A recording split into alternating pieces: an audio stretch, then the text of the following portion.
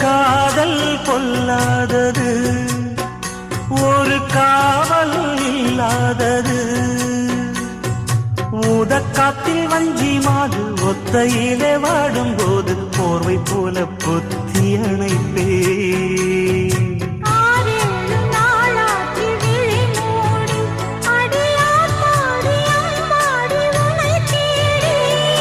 நீதானே மானே என் இளஞ்சோடி, உனை நீங்காது என்றும் என் உயிர் நாடி.